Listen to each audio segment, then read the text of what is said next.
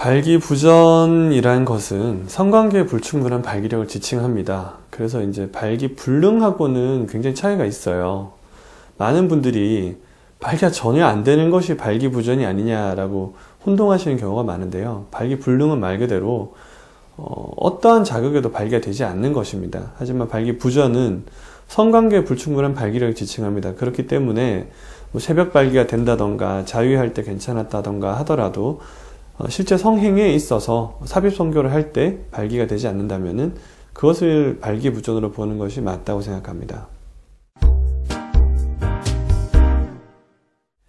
발기부전은 예를 들자면 이제 예전에는 굉장히 나이가 들수록 많아진다고 생각하셨었어요. 그리고 이제 젊은 층에서는 발기부전이 있다고 하더라도 대부분 그냥 시민성일 거다라고 얘기하시고 말았는데, 좀 제가 요즘 이제 환자분들한테 많이 설명을 드리지만, 예를 들어서 이제 시민성이라는 것은 시민성이라는 방아쇠를 당긴다고 하더라도 내 몸에 이상이 없는 기질적 원인이 장전되어 있지 않았다면은 격발이 되지가 않습니다. 발기부전이라는 상황이. 그런데 대부분은 시민성인 스트레스보다도 기질적인 원인이 근간에 있었기 때문에 그런 문제가 많이 생기세요.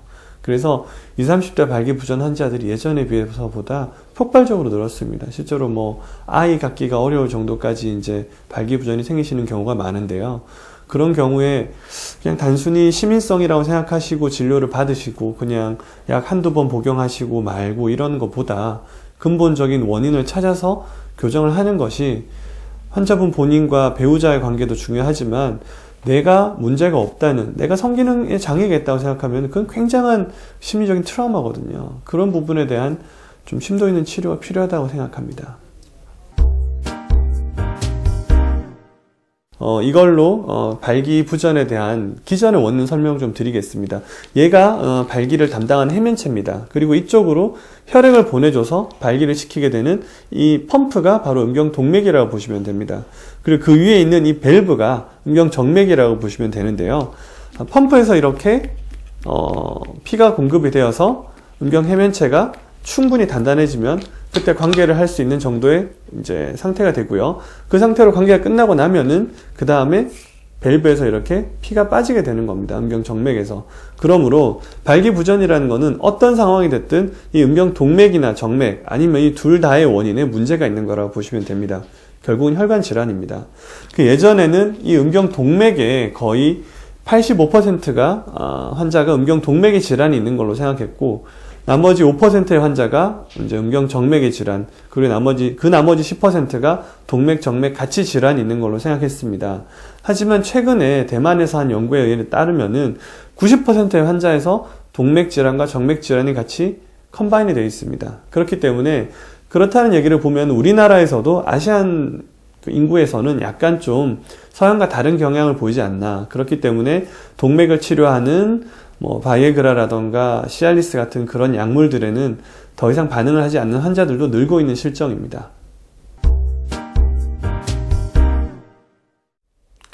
발기부전의 치료는 굉장히 다양합니다. 이제까지는 우리가 예전에는 이 이제 비아그라라는 그 혈관 확장제가 개발되기 전에는 저희 치료가 굉장히 한정적이었어요. 그래서 음경동맥 이상이 있을 경우는 동맥을 이제 뭐 다시 뜯어서 붙여준다던가 이런 굉장히 침습적이고 효과가 적은 치료들이 대부분이었는데요.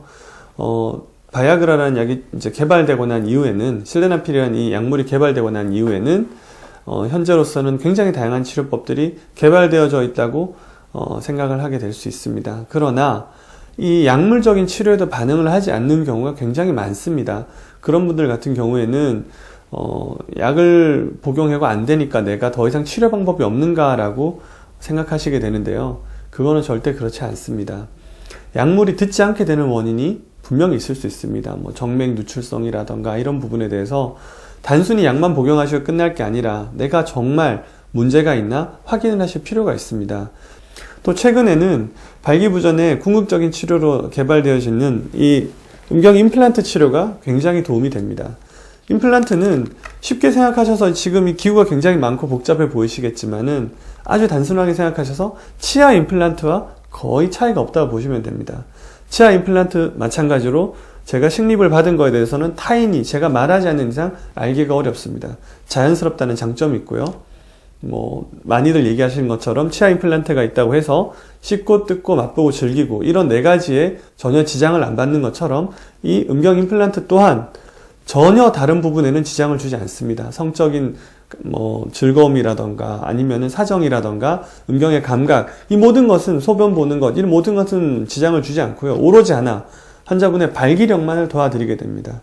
그리고 이 치료법 자체는 생소한 치료법이실 수 있습니다만은 개발된 지 40년이 지났고 현재까지 시술 받으신 분이 400만 명이 넘습니다. 국내에는 잘 알려져 있지 않다는 단점이 있지만 해외에서는 이미 발기부전에 대한 최고의 치료법 중에 하나로 인정받아져 있습니다. 그래서 환자 만족도 98%, 배우자 만족도 95%로 현재까지 나왔던 발기부전 치료 중에는 가장 높은 만족률을 보이고 있고, 그리고 단순히 발기력의 회복은 꼭 성관계만을 위한 것은 아닙니다. 남자가 내가 발기가 될 수 있다고 하는 자신감은 가장 단순하게는 부부 간의 관계도 있겠지만 대인 관계에 있어서 굉장한 임팩트가 있습니다.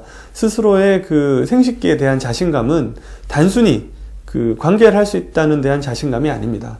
대부분의 경우 그 사람의 아주 근본적인 자신감, 내 자존감을 결정하는 중요한 요소이기 때문에 이러한 치료에 대해서 부끄러워하거나 주저하시지 마시고 일단 병원을 방문하셔서 진료를 받고 치료를 받으시는 것이 중요합니다.